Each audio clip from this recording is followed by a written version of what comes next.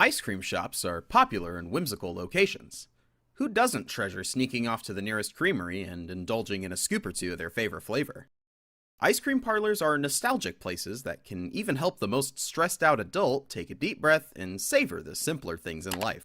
But just because your local ice cream shop makes you feel like a kid, doesn't mean it's as innocent as your childhood might have been. If you look beyond the freezers and the friendly attendants, you might spot something dark lurking beneath the surface. When one ice cream shop in Austria needed a few pipes replaced, the secret they uncovered left them with a deeper chill than any of the icy treats on display could. The day the pipes burst at Schlereckia, an ice cream shop in downtown Vienna, Austria, no one was surprised. When the shop opened 50 years earlier, it was run by a husband and wife who were happy to make their living selling sweets. But since then, the parlor has become a shadow of its former self. Now the shop was owned by someone new, a 30-year-old woman named Estebaliz Carranza, and it was in need of some serious renovations. Strangely, while she had a degree in business and knew it was necessary, she didn't seem that interested in making them. Before the pipes burst and she called repairmen, the shop had not seen any improvements for decades. When the repairmen arrived, they headed to the basement and quickly began their work. However, it wasn't long before they noticed something pretty odd: patches of uneven concrete on the basement floor. The repairmen shrugged it off at first and kept digging, but their shovels hit something metallic. That's when they knew things weren't right. They unearthed their find. It was a freezer filled with the disembodied remains of two human beings. It didn't take long for the police to find the killer. When the repairmen announced their discovery and the police were called, Estibaliz fled the country for Italy. This was all the police needed to have their suspicions confirmed.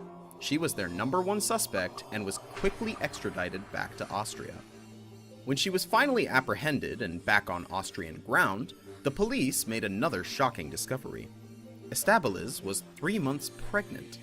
Additionally, she had no intention of hiding a single detail about the crimes she was implicated in. Estebaliz admitted to both killings and identified the corpses as those of her ex-husband and an ex-boyfriend. She even told the police that she expected the repairmen would find the bodies.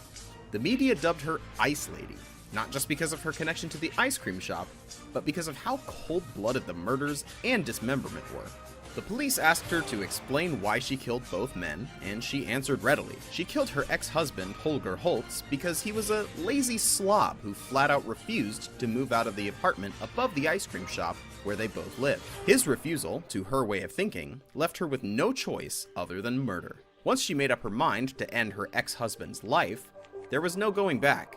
Around 3 p.m. one afternoon, while he was using the computer, she approached him quietly from behind and shot him in the back of the head, execution style. She wanted to get rid of his body immediately, but an employee at the ice cream shop downstairs called her on her cell phone about a problem with a customer.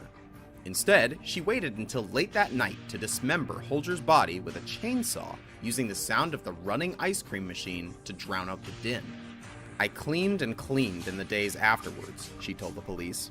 But eventually, she gave up her own efforts and hired professional cleaners to take care of the shop. While they did this, she went out and got a manicure to restore her nails after all that dirty work. When Estebaliz struck again, it was planned. Though she killed her boyfriend Manfred Hinterberger after a drunken fight about his alleged infidelity, she revealed that she'd been planning the crime for ages, even taking classes in shooting and concrete mixing. According to Estebaliz, Manfred got in bed after their fight and turned away from her. Almost immediately, he began snoring, and this was the straw that broke her. She got up, shot Manfred in the head, leaving him to die in the bed while she spent the night sleeping soundly on the sofa. The next morning, she got up, enjoyed a cup of coffee, and dismembered her dead boyfriend's body the same way she killed her husband. She disposed of him later on in the basement of the ice cream shop. With her confession given, next came the trial. Petra Frey, the prosecuting attorney, described Estebaliz as a highly dangerous woman ready to do anything. She claimed that Estebaliz hid her true nature behind a mask of innocence. Believe it or not, her own lawyer thought it would be good to put Estebaliz on the stand. "I can't say anything other than that I am sorry I took Holger and Manfred's lives," she said. Estebaliz was ultimately sentenced to life spent in a mental hospital. The doctors there described her state, marking that she thought of herself as a princess who wants to be rescued by a prince. She found that prince in a man she met while imprisoned, whom she later married at the hospital. She also went on to write a book about her crimes, where she explained that her murders weren't as cold-blooded as they seemed. In fact, she claimed that murder was the only way out of 2 relationships that were very abusive. She claimed that years of abuse at the hands of manipulative men had driven her to murder for fear of her own life. Astoundingly, not long after the book was published, Estabilis was moved to an all-male psychiatric prison in Austria. Now, 38, she will no doubt spend her nights surrounded by snoring men without a chainsaw in sight. No matter what explanation she had to give, there's no denying that this woman is a cold-blooded murderer. Thank goodness the people of Austria, and its ice cream shops, are safe once more. Share this chilling story with your friends below.